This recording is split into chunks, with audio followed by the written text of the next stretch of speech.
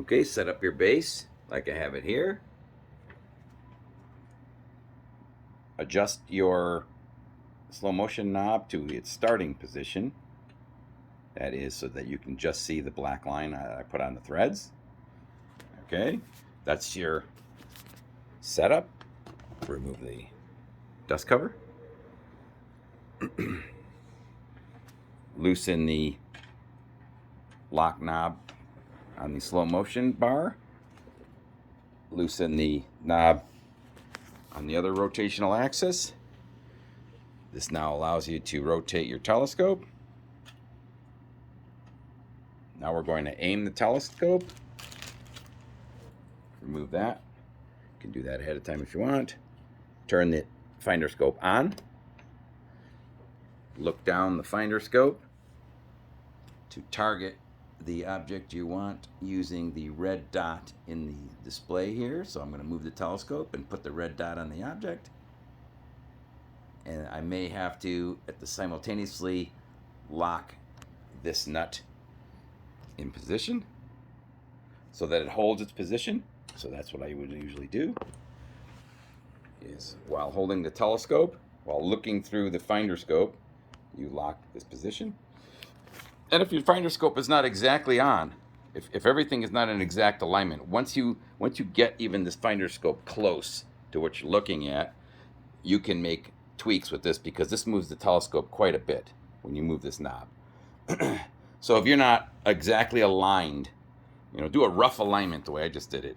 And then if you need to tweak how things look, how it aimed, use this to refine your aim of the finder scope. Once the dot is on the object you want, you're going to go ahead and choose an eyepiece.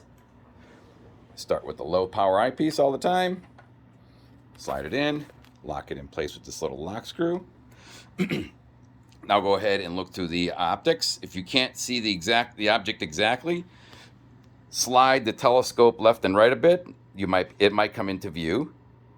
If it still doesn't come into view, rotate the slow motion knob. You'll see the view go up and down. And if you still can't find it, go back and make sure that the finder scope is exactly on the target when you did your aim. If it's not exactly on the target, use this slow motion knob and gently slide this left or right to get the finder scope exactly on the target. Then go back to your optics. In low power, you should see things pretty easily as long as it's the alignment is correct using the finder scope. Okay, now when we're done shutting it down, just go ahead and turn the finder scope off.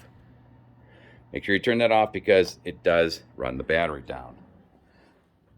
Loosen this lock nut. Put this back vertical. Lock this nut down.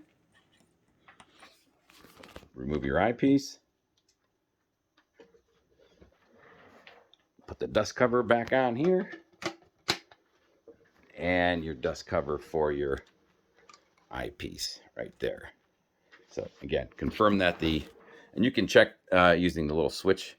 I think it's printed on there, but you can also look in the finder scope itself and see if the little LED is on. And then you can adjust your bracket back if you want to. If you want to leave it spread open like this, but the legs will break down to be a little smaller, and that's the full use.